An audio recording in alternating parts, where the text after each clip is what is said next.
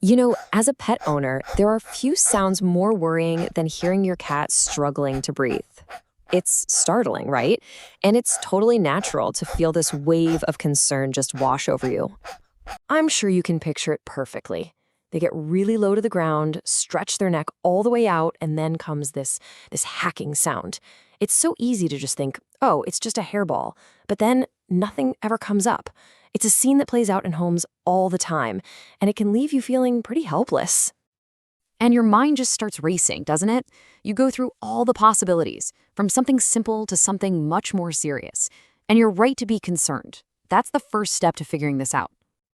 So our goal right now is to give you some clear, practical information. We're going to demystify what might be happening inside your cat's lungs and give you the knowledge you need to be their best advocate. Okay, let's dive right in. The most common reason for this kind of coughing, when it's not a hairball, is often something called feline asthma. But what does that actually mean? At its core, it's all about inflammation. It's not an infection. It's more like the body's own immune system is overreacting inside the lungs, causing those little airways to be irritated and swollen pretty much all the time. Honestly, the best way to understand it is to think about asthma in people. It's surprisingly similar. Just like a person might react to pollen, a cat's lungs can overreact to everyday things they breathe in. Like dust from their litter box or even perfumes and cleaning sprays we use around the house. So here's what's actually happening inside their lungs during an attack. It's kind of like a triple threat. First, the airway walls get all inflamed and swollen. Then the body makes extra mucus in response, which starts clogging up those tiny passages. And to top it all off, the muscles around the airways literally spasm and tighten, squeezing them shut. That combination is exactly what makes it so hard for them to breathe. Now, you're probably wondering, are some cats more likely to get this than others? And yeah, the answer is yes.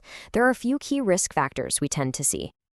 While any cat can develop asthma, we definitely see it more often in Siamese cats and related breeds, which tells us there's probably a genetic link. It usually pops up when they're young to middle-aged, say between 1 and 8 years old. And, just like with people, carrying extra weight puts more strain on the lungs, making overweight cats more at risk.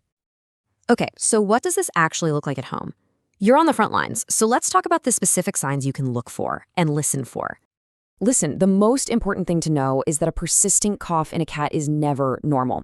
You might also hear a faint wheezing sound, especially when they're breathing out. Now, a huge red flag, and I mean huge, is any open mouth breathing. That signals real trouble. Or maybe it's more subtle, like they just don't want to play as much.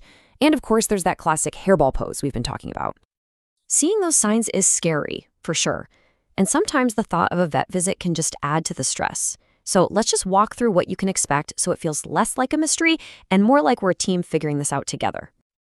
So first things first, your vet's going to do a really thorough physical exam, listening very carefully to their chest for any wheezes or crackles. The next step is almost always a chest x-ray. This is basically our window into the lungs, letting us see what's going on.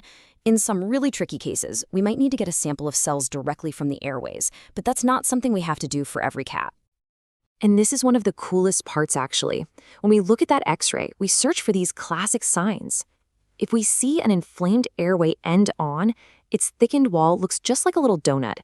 And if we see that same airway from the side, it looks like 2 parallel tram lines. When we see those, it's a huge clue that we're looking at inflammation. During the exam, we'll also use a little device to measure the oxygen in your cat's blood. The number we're hoping to see is 95% or higher. That tells us they're getting plenty of oxygen. But if that number drops below 90%, well, that's an emergency, and it means we need to act really fast. Getting a diagnosis like asthma can feel really overwhelming, I get it. But I want us to shift gears and focus on the path forward. Because this is a very, very manageable condition, and honestly, the outlook for most cats is fantastic. When it comes to treatment, we have 2 main jobs. First, we need to control that underlying inflammation day to day. And for that, we use medications called steroids. They're powerful anti-inflammatories.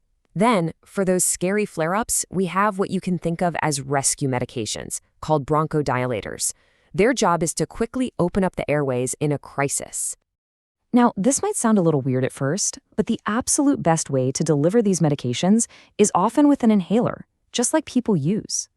This is a game changer because it gets the medicine right where it needs to be in the lungs, with far fewer side effects for the rest of the body compared to pills or injections. And I know what you're thinking. How in the world do I use an inhaler on a cat? But trust me, it's so much easier than it sounds. The puffer just attaches to a little plastic chamber, you gently place a soft mask over your cat's nose, press the puffer once, and then you just let your cat breathe normally for about 7 to 10 breaths. That's it. With a few treats, most cats get the hang of it in no time. Medication is a huge piece of the puzzle, but what you do at home, that's a real game changer. Simple things can make a massive difference. Switching to a low dust litter, getting rid of any cigarette smoke or strong perfumes, maybe getting an air purifier. And of course, keeping your cat at a nice, lean, healthy weight is one of the most powerful things you can do for their breathing. And here's the most important thing I want you to remember. While we can't cure asthma, we can absolutely manage it. With consistent care and by working together with your vet, your cat can go on to live a completely full, happy, and comfortable life. So, if you only remember one thing from all of this, let it be this. The coughing and wheezing you see are just symptoms. The real enemy here is the quiet, chronic inflammation happening deep inside the airways. By controlling that, we can stop the attacks before they even start. I'll just leave you with this question. What's one small change you could make in your home, maybe even today, to help your cat breathe just a little bit easier? Maybe it's swapping out that dusty litter, or maybe it's ditching the scented air fresheners. Every little bit helps. Remember, this information is for educational purposes and is not a substitute for professional veterinarian advice. If you have any concerns about your pet's health, please consult with your certified veterinarian. They are your best resource for ensuring your companion lives a long, happy, and healthy life.